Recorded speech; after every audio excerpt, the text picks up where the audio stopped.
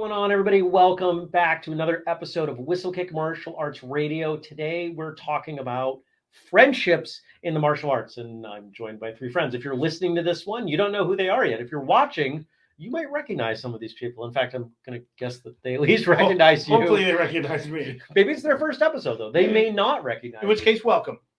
Welcome. What do? We connect, educate, and entertain. Why do we do what we do? Because we love traditional martial arts. We love you, the traditional martial artists of the world. Go to whistlekick.com, check out all the things that we've got going on there. Buy something with the code podcast15. Join the Patreon. Check out the other projects that we're working on. There's a ton of stuff rolling out all the time. How do I know? Because I don't sleep very much, and I'm putting all that time into things for folks like us or like you. Now, today, friendships. You call me your friend. That's nice. You are my friend. I know. Which is lucky because we spend a lot of time together. It's very good. When we think about friendships in the martial arts, let's start here. Are martial arts friendships the same as non-martial arts friendships? No. Why? Craig says no. Craig, yeah.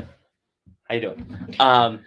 So I think simply because there's a different social dynamic where you meet someone, and from that, just the way that friendship grows is a little bit different.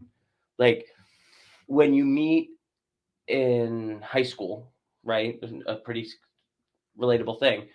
You might have a friend who plays a lot of sports or a friend who does a lot of music, but you're not necessarily on the same social dynamic as when you both bow onto a mat or bow into a room. You're both there for a common purpose. So you already start from a place of understanding. Interesting. I think when you meet somebody new, I think everybody, you start at the same place, regardless of whether I met them in church or whether I met them on the mat.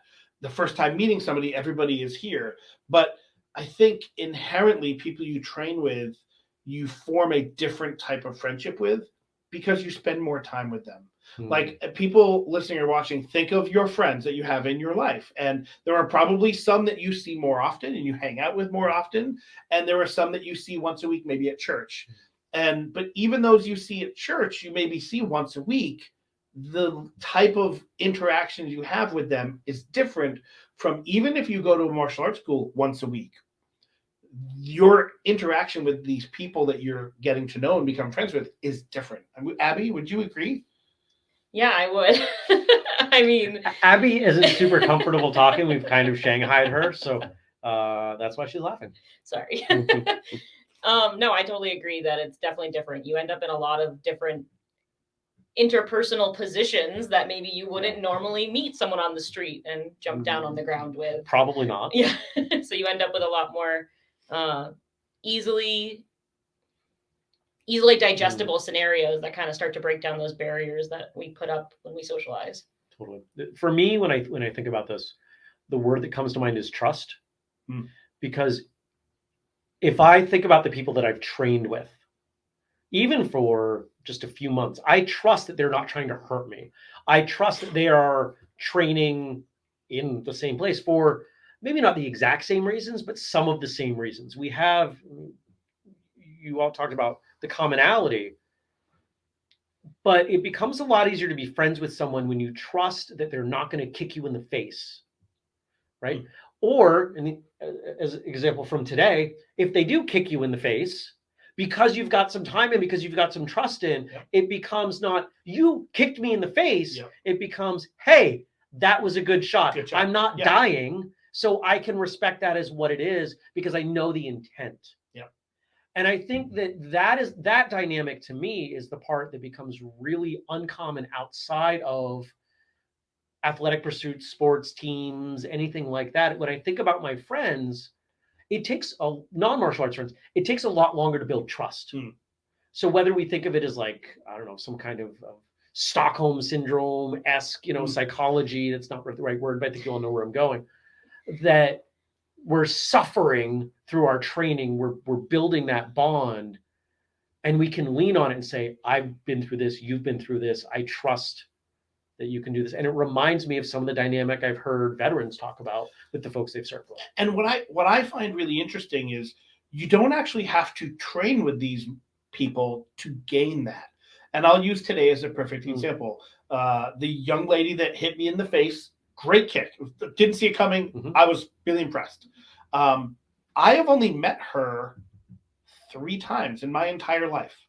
And I've only trained with her once, and then today would have been the second time. Mm. That's it.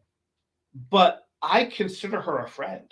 Like, because we have bonded even in these few times that we've been together and we've met, because we have the commonality of what we do. I mean, Craig is another great example. I've only known Craig a year.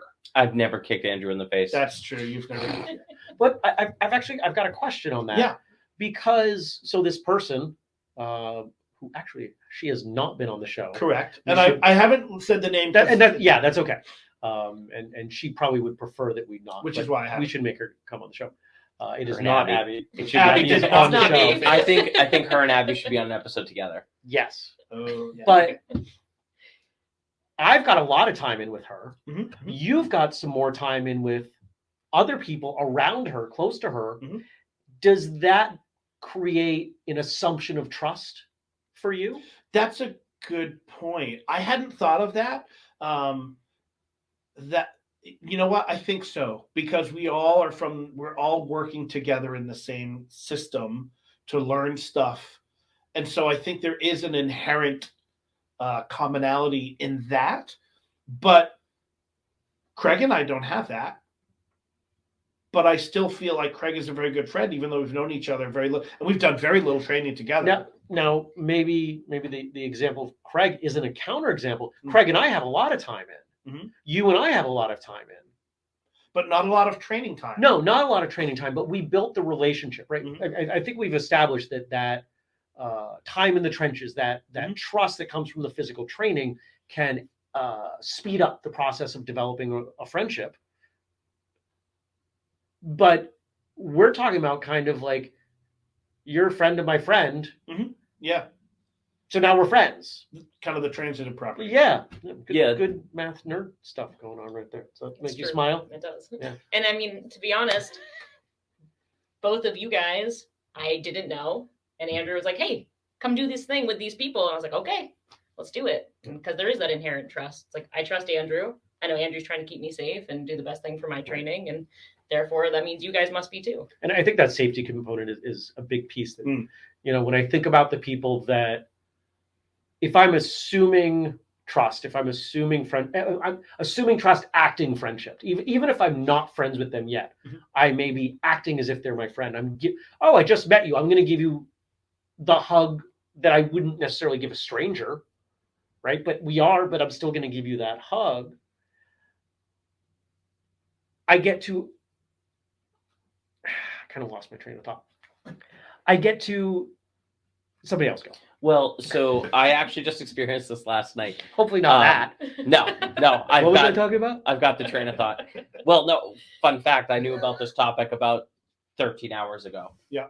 I just found out about this. So it I was don't think cool. I knew about it much sooner than that. No, it was right around the same time. It was pretty cool how it kind of made this happen. So I was with a bunch of some of my greatest friends in the martial arts last night. They all run martial arts schools. And we said, let's get together for the end of the year, celebrate a great year. And I brought one of my guys who teaches here with me, Noah. And it dawned on me in that time. There's an inside joke. I apologize. I can't share it. It dawned on me in that time that he was there and completely comfortable in that social dynamic because he trusted that I would put him in a safe place. Yeah. And thinking on it, 2 of the guys who were there trained with my original instructor. Like they're a generation ahead of me in the organizations that we run in, but they treated me like a peer and a friend. Yeah. And it was because, again, like I've trained with them a little bit, but not in any sense of, every week. And there was still that kind of camaraderie, and everyone had their significant others there, and everyone was hugging, and it was a potluck. It was that sort of thing where everyone just instantly felt warm and comfortable. There's kind of a flip to this too. I think maybe I'm curious what you all think. I find that when I assume trust, when I give someone, it's not benefit of the doubt. It's just kind of I'm shoehorning them into a friendship role, even if they don't have the time and the energy to gain them that standing. if they violate the boundaries that I have around friendship, I find it more impactful. When when a martial arts friend hurts me, it hurts more. And we've had, you and I mean, there are a lot of things that we talk about that don't go out on the show, but there was something that you and I talked about in prep for free training day. I think you know where I'm going. Mm-hmm. And because I think the world of this person, that was really hard for me. Yeah. Yeah, it is. I would agree. It's tougher. And I think because societally, is that a word? Silently? Yeah. It is now. Okay, it is now. Abby said so. So she's a teacher. She's a teacher, so right. She gets to make up words. We talk about how martial artists gain you all of these things, and they're good people and upstanding, or they should be, right? All these other things, and when they do you wrong, it hurts. I think partly because we're all supposed to be good people. Like we're not supposed to do this. Like I could see that being one of the reasons. I think another one also might be that we all always talk about our martial arts family. Honestly, I don't think I ever talk about people as martial arts friends. It's always our martial arts family. You go to your gym and you have your dojo family. What's the difference to you? Would you use those words interchangeably, or do they mean different things in that context for you? At least to me, they definitely mean different things. There's a lot of things that I share with my family that I might not share with my friends. And maybe vice versa. Yeah, absolutely. Does that dynamic of friend versus family, does that mean different things to you, Craig? I don't think it means that much difference to me. Now I'm thinking about it, I usually say family and not friends. But if I'm describing people outside of, like, if I, when Jeremy comes and hangs out with my friends that aren't martial artists, I say, hey, my friend Jeremy's coming. We work together on this stuff. He's my martial art friend. Right. Yeah, we're friends through the martial arts. But I mean, realistically, most of my friends, even if they don't train anymore, have trained at one point. So they all kind of get it. And right away, they kind of lock in and go, okay, they're martial artists. I trust them, in that way. But that's interesting. I never really thought about the difference. And for me, I definitely have I have a foot in many different circles. Sure. I've got the music pipe band circle, and I've got the martial arts circle. And for years and years and years, I did live action role playing, and I have a large group of friends from that. And they are definitely different, but I've never used necessarily the word family in that context of martial arts. But I get what you're saying, because I do feel like my martial arts friends are a little different from my non-martial arts friends. And there's a lot of overlap. I mean, obviously, there's definitely some overlaps from them, but it is definitely different with the martial arts friends being somewhat more family oriented. I get that. You call me your karate wife. That is true. You are my martial art wife, not just karate. You're my martial art wife. That's true. I do see those terms a little differently, but I'm going to have to chew on that, because it's not something I've considered before.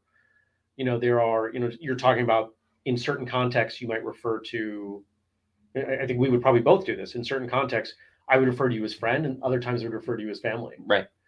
And why is that? Right. So I want to chew on that. That's an interesting point. Changing gears just a little bit, let's talk about how these friendships can help us in our training. Like, I have a great example and I talked about this during my interview episode, episode 472, those that haven't listened.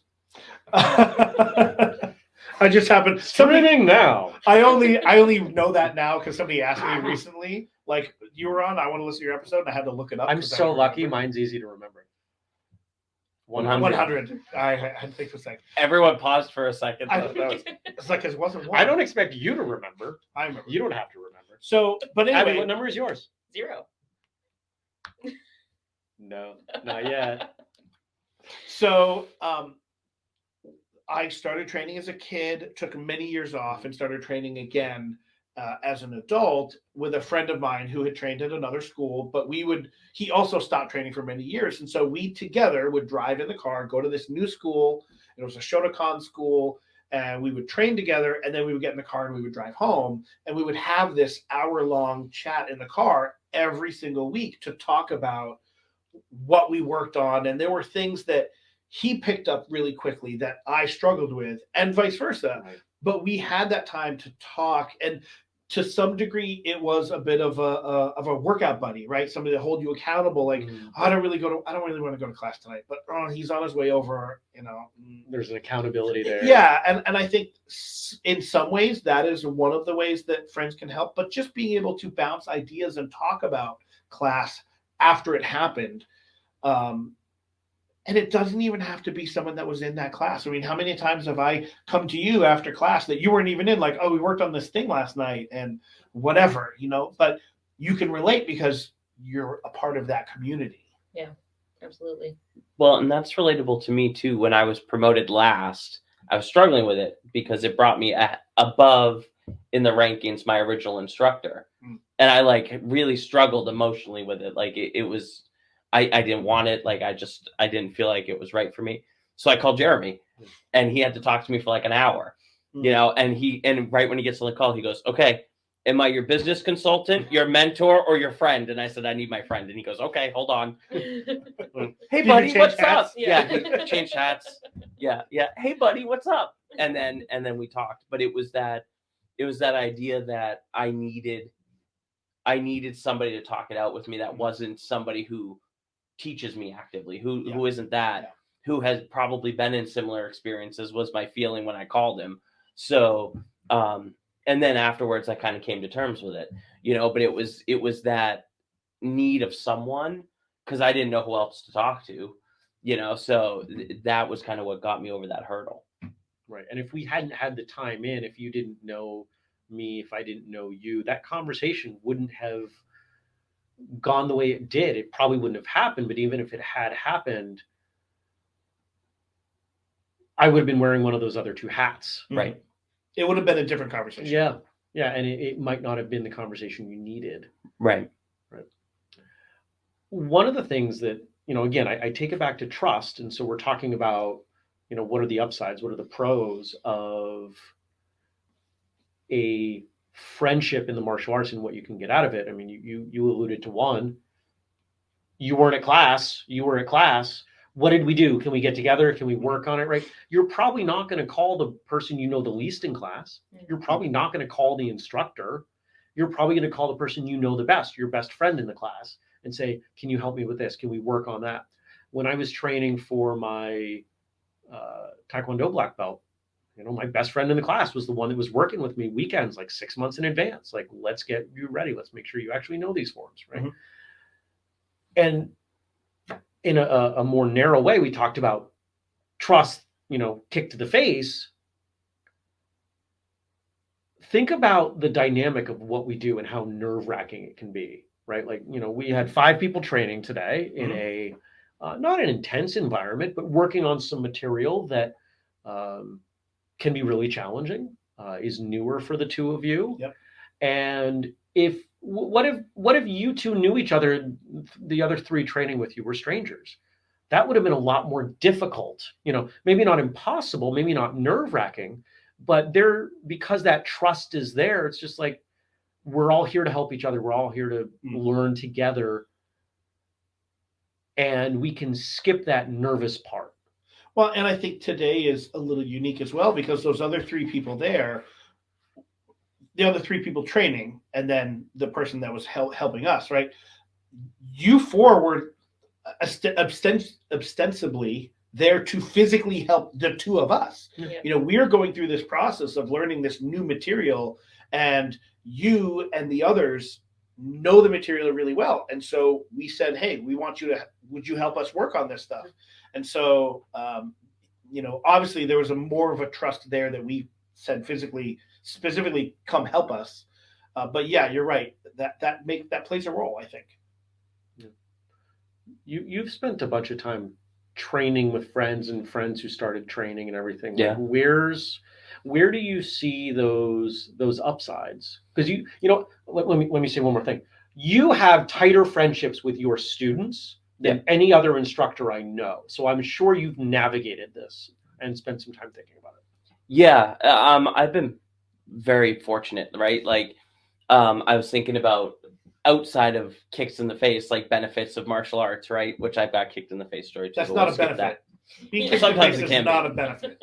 Sometimes it can be, but like My teeth are straight now because I got kicked in the face 20 years ago. Took a while. But... I have a no, I almost said I have a scar right here from being kicked in the face. You took me off track. So no, but I was fortunate in that when I started teaching at a very young age, right? I was 13 when I started assisting class. I was in high school teaching high schoolers. Right. And so it was right away that delineation of Craig's in the dojo. He's teaching us right now. We need to be respectful of him as a teacher. And Craig's doing the play at the high school, right? Like it was easy to kind of navigate that from the offset because I didn't know any different. But the friendships I've made over the years with other teaching staff, like, Mark Miller, who he's been on the show before, he's a past guest.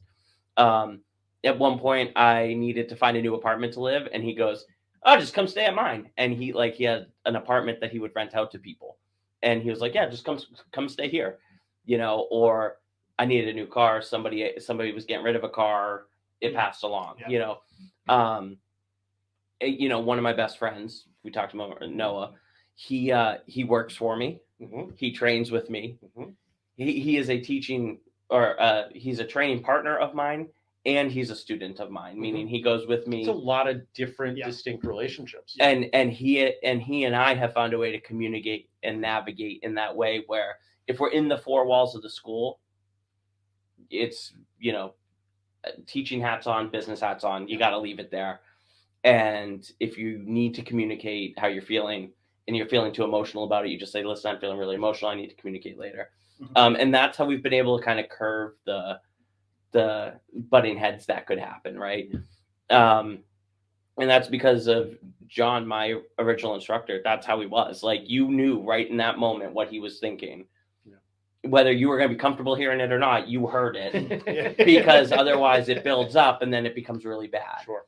And always acknowledging like this could become bad if we don't maintain it and take care of it. So I want to flip into the other side, but I want to underscore what you're saying. If I am hearing you correctly, you're saying that one of the critical elements is clear and direct communication. Absolutely. And that if you can, if everyone understands what the parameters are, when we're in the four walls, I am your instructor. When we're out there, it's different, right? Whether or not it's, and let's face it, if you're asking your students to call you by your title, you're probably outside, you're probably not friends with them. That's just gonna, no, I'm not even, no. If you're telling your students, you have to call me Sensei so-and-so when you're outside the school, you're not friends with them. Because friendship is a peer relationship. And forcing a title onto someone is not a peer relationship. That is a superior subordinate relationship. It's actually an interesting fact. In my adult program at the karate school, I don't ask them to call me anything. Like, there's no title. Like, the kids call me Mr. W, right? We use Mr. and Miss. We don't use the normal titles. But whenever I introduce myself to an adult training student, I say, "Hey, I'm Craig. Have you trained before? Okay, come on out." And inherently, they fall into calling me Mr. W because everyone else does. It happens. A lot of parents call me that because their kids did and stuff, but I never ask or demand it. Right. So it's coming from a respectful place, and you're giving them the option. And that's different. Yeah, for sure. And I meet them as a peer, and like right on their first day, like I go, "Hey, I'm Craig. The only difference between me and you is I've done this a little bit longer. So come on in and let's train." And that helps make that friendship happen. And you and I have fallen into that. We've never even talked about it, but the times that we've taught together, you're Sensei Andrew, I'm Sensei Jeremy. Like, that's how we've referred to each other. Yep. Never once before now talked about it. It happened organically because for similar reasons, right? We just kind of get it that's where that ends up. So what about the flip side? What about the challenges? We talked a little bit when someone violates your boundaries, it can hurt more because you give them more, right? You give them more of that trust. But within the context of, let's say, day-to-day training and someone not just waking up one day and being a complete jerk, there are things that I could. No, you're not. No. I have some. I thought you were saying I'm a complete jerk. Craig, go ahead. The biggest challenge I have is like right now, we're recording this the week between Christmas and New Year's. My karate school's been closed. I have not done any training, and I'm absolutely fine with that. Like, I'm okay shutting that completely off and not talking about martial art. Not like I'm okay completely. A lot of my friends who are in the martial arts, that's all they want to talk to me about. And I'm like completely okay not training for a week, not like I can let it go. You're And so immersed in it versus their lighter level of immersion right. that you're saturated. You need to detox in a sense. And you're okay with that. Yeah. And they're But not they there may yet. not understand it because, I think a lot of us have heard that kind of adage, be careful of making your hobby your job or turning something fun into a job. It can change your dynamic with it. I have a couple as well. And, one of them is, so there's two sides of it. There's the instructor-student friendship, and there can be issues there. But there's also the student-student friendship, right? Which can be very different. An example that I would give is we had a former, and I can say former now because they're not training anymore, black belt in our school, and they tested at the same time as I did. We got our black belts together, and they stopped training for a handful of different reasons. It wasn't one reason. And I was trying to be a good friend and being supportive, like, oh, it'd really be great to have you come back. Like, this is what we're doing. And they felt pressured. And I didn't mean for it to be pressure. And they eventually came right out and said, and actually they didn't tell me, they told my wife, Teresa, like, I'm feeling really pressured by Andrew. Like he's trying to force me to come back. You're trying to welcome them back. Yeah, I was trying to do the good, and I was trying to be a good friend, but because I was so exuberant about it, they took it the wrong way. And we talked about this in our first dozen episodes. It came up all the time, and it came up today. Open, clear communication. Yeah. That's why I looked for that phrase, because I remember that was yours. Yeah, it was. I'm big into open, clear communication, and in this case, I was communicating, but I was not doing it in a way that she was receptive of hearing. Right. And she wasn't open and clear with you. Correct. Because if she had been, she'd said, "Hey, just not right now. Yeah. Leave me be on this one." You would have said, "Okay." Yeah. How about you? Yeah, I think that a lot of the challenges that I tend to have are actually from a female perspective. You can be really open and welcoming to these people because that's your job as like an upper rank in your school and all that, is to welcome them, make them feel happy. I've had a lot of those scenarios turn a little bit different than I was expecting them to, because I was open and welcoming and happy. And sometimes men misread intention. Once in a while, yeah. So I've had a couple of those, and I think the other challenges are really when you get injured. There's a little piece of you that's like, oh, that is so frustrating. Why couldn't we have just stopped? And that kind of stuff. And I find that communication very difficult. I've got two things that I'm thinking of. The first one is if your friendships in the martial arts constitute the majority of your social circle, and then for some reason you no longer have access to that social circle by your own choice, or I'm thinking of an example, and I suspect there are a few people out there who may be watching or listening that know this example. I'm not giving any more details, where that social circle was taken away from them. And I watched what it did to someone to suddenly have their entire non-working life taken, and what it did to them. It was gut-wrenching. But a scenario that I think is a little less intense and far more common is, what about when you're training with someone who is prioritizing the friendship over the training? You're working out side by side with someone, you're focused on this, and they're like, hey, do you watch that movie? Hey, what are you doing after class? Hey, we're going to partner up. I want to work with you. Hey. Now, that doesn't happen as much with adults. It doesn't happen as much with higher ranks, but it still happens. Yeah. We do memes once in a while. There's a Mr. Bean meme that we recycle from time to time, and it's, that look you give your favorite training partner when the instructor says grab a partner. We gave that look at the team training. We did. And it's natural. It happens. You have people that you want to work with, but there, and the team training is a great example where there were a couple moments, and it was a small group, and just for folks, for your own context, this was a group before free training day of core Whistlekick team members that I ran some training with. It could have gone sideways, right? Like I know your personalities, and I'm sure you guys know too. But Andrew and I behaved ourselves. We were up against that line. Yeah, it could have crossed over, and it wouldn't have taken much from either of you to push it over that line, right? And obviously, kudos to both of you for knowing where the line is, and that's because we are friends and we've got time in. But not everyone knows where those lines are. Yeah.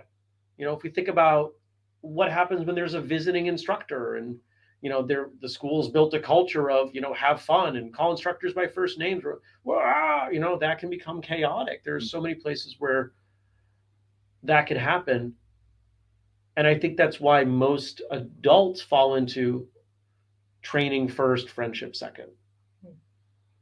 Would you agree? I think that's where it ends up. I would. In my experience, it's the opposite. Really? Yeah. So there are people who will come into my adult classes who are just there for the social. They just want to make friends, have an outlet with other like-minded adults. And they don't even care what system they're learning. Like, they just want to be around people. They want to have fun. And when we have you come in, Jeremy, I call you Sensei Jeremy. I've had people come in who have titles of Grandmaster or this, that, or the other thing, and they're very formal. Well, it's my job as the instructor to prep my students. Say, look, we're always fun. But I also am very particular in whom I allow into the culture. Fair. Because I have friends who I think are excellent teachers who wouldn't gel with the culture of the school, and it wouldn't put my students in the best place or the instructor in the best place. So I have to be particular a little bit about how can I best showcase my friend, the instructor who's coming in, and how can I best showcase and make the students feel comfortable too. And what's happened over time is it's come down to the students trust me. Like, if I'll say, hey, Sensei Jeremy's coming down, they'll all call you Sensei Jeremy. They'll pick up on that once, then they'll do it. They'll bow however you want. They'll do whatever you want, because backflip bows. They'll do their best. Well, the first time you came down to the school, you taught a little basic capoeira. Yeah. They've never done that before in their life. And they loved every minute of it. They thought it was the coolest thing ever. It was the day we met. Yeah. The start of our friendship. Yeah, coincidentally. I can't be that picky. I never really met you before.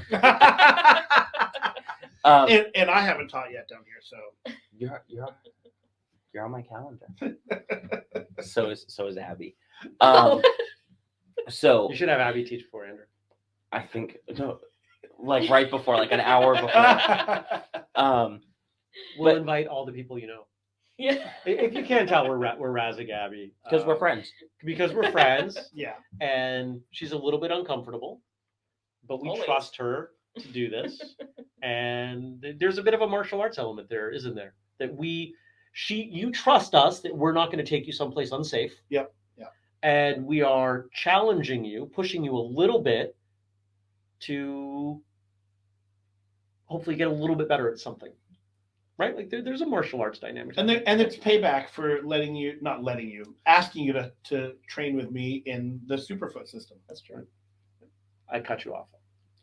I forgot where I was going. Oh, the capoeira. They just had so much fun with it. Like, so it was neat. The reason why I chose to have you come down is because I had heard the show. And I was like, okay, this guy, like, we line up a lot. Like, I'll reach out to him. Long shot. He's got a podcast. He's not going to get back to me. He's got a podcast. He's such a big deal. This was like, so 2016. So this is like episode 100, 120, 80. We were friends long before that, I think. I came down April of 2016. So we're coming up on our friend-iversary. Friend-iversary! 7 years. Oh. It's the Amber year, isn't it? You know why I remember? Because it was a chaotic week, including my original Superfoot test and the original Whistlekick tournament. Oh, got it. Yeah, and we tied it into you coming down to train anyway. Yeah. Oh, I remember because you were like, yeah, you know, is there a place where I could crash this, that, and the other thing? I was like, yeah. You take me out to dinner? Yeah, no problem. And you did none of those things. You taught and then left. Didn't we go eat? I don't remember I'm pretty that. sure we went to eat. Okay, well, I don't remember. I'm pretty sure we went to eat. But I've been I kicked did- in the face by friends. So I'm going to pull right back in. That never happened. No, it doesn't. One of He's well, learning from me. I know. I learned by Learning watching. by you. watching you. One of the other nice things about the friendship, and I kind of hinted at it just a second ago, you know, you came to me and said, I think you should consider starting to train in the Superfoot system. And I was like, I don't know, maybe. And then at All In Weekend, Dennis was like, yeah, you need to do this. And I was like, oh, I don't know. And then he came up to work with us, and, you know, I realized, okay, you know what, this would be good. It would be good for me. It would be fun. It's different. But I didn't want to do it alone. I really didn't. And I could have, absolutely, could have done it all by myself. And I was like, I don't want to do this alone. How can I? Abbey, you want to come do something with me? And she's like, what is it? And so I, you know, invited her to, I mean, I say invite like it's like me. Would you like to? No, but it was more like, it was, in my head, it was more like, will you please do this thing with me? Because I don't want to do it alone. And she so graciously said, yeah. Well, because I can't say no to martial arts. It's really hard to say no to Andrew. And it's also really hard to say no to Andrew. She's not been on the show until today, so clearly it's not that hard. I go on the show anytime you ask. Sometimes when we don't. Sometimes I just show up. But it was, it Pop gives on the me... Zoom. You guys recorded today? Can we talk about This is why we have a waiting room. Can we talk about Patrick Swayze? Oh my goodness. But it allowed me to have somebody to do this with, you Yeah. know, who is a friend who understands what I'm doing, and we can do it together. I love that. Me too. Let's wrap up. Yeah. We've gone about the length of time that I wanted to, and we hit the points that I wanted to hit. So do you have any thoughts beyond? I'm gonna go first and just say, don't be afraid of friendships in the martial arts. You know, it's obviously a different dynamic if it is your school, if you are the head instructor. There are some cautionary things that go there, like, you know, don't date your students. Be careful of, you know, just because you can handle a relationship where, you know, you go from superior subordinate to peer doesn't mean that other people always can. Yeah. It's a lot easier when it's training partners. Mm-hmm. But just because that can be challenging in any of the contexts doesn't mean it shouldn't be considered and attempted. You know, like anything else, there's a skill there, and it can be really rewarding. You have some absolutely wonderful, wonderful friendships that I've watched continue to grow over the years with people that are your students, that you figure out how to play that dynamic. Yeah, and it can be done. There are certain things you have to keep in the back of your mind. You know, if you go out to dinner with them and you're trying to think of a story to tell and you choose the wrong one, well, you have to see them on Monday and talk about integrity, right? So there is a balance you have to kind of have inherently, that you, along the way, the more the friendship grows, the less you have to worry about that. Yeah. But at first there is a way to do it. It can be done, and those relationships can be incredibly valuable. Yeah. I mean, friendship, should you look for it? Yes. It's worth the effort. Friendships are worth absolutely. the effort. Absolutely. And as an instructor, you should strive for it to some degree. And I say this because there are instructors out there that I know that have zero relationship with their They students. draw a very hard line. And for them, they probably feel that it works, but I would be willing to bet that for the majority of their students, it doesn't work for them. Things can be a little more gray. It doesn't have to be black, white. It doesn't have to be you don't acknowledge your students outside of class, or you are their best friend with no boundaries. Yeah. There are gray areas. When I had my own school, I was somewhere in the gray. You know, like I was friendly. Mm-hmm. I would be social with them. Yeah. But they weren't going to be my best friends. I wasn't helping them move. I know instructors whose students don't know their first name. Think about that for a second. They only know them as sensei whatever, Yeah. and they don't know their first name. It's weird. Anyway, Yeah, I think they're absolutely always a fantastic choice. I think just communicate. Open and direct. open, clear clear, communication. open, clear. OCC. Yeah, you know Yeah, me. you know me. And on that note, we're going to wind up because this is about to go sideways. Thank you for joining. Thank you for watching. Thank you for listening. I appreciate all of you. If you want to support us, here are a handful of things. Consulting. Whistlekick offers consulting. If you want your school to grow in terms of students or dollars, I've got a pretty good track record. And I'm not solo on this. There are people that help me out. Right? This guy helps me out. That's number one. Number two, seminars. If you want me to come in and teach a seminar for you at your school and maybe bring some of these yokels with me, I can do that. Abbey, He can come in and teach capoeira. he could, Yeah. and he can bring Abbey. No. I'll teach Jenga as a warm up. That's really as far as I'm going teaching it. Sorry, Bruno. What else? Patreon, podcast15 at whistlekick.com, whistlekickmartialartsradio.com. Sign up for the newsletter if you haven't done it yet. Sign up for the 30-day challenge. I did. So many things going on. And my email address, jeremy@whistlekick.com, or social media is @whistlekick. Should we try for the first time ever to get 4 people to do the sign off? Let's go for it. Do you know what it is? Nope. I was gonna say, is someone gonna fill me Follow in? along. All right. Until next time, train hard, smile, and have a great day. This is my favorite episode.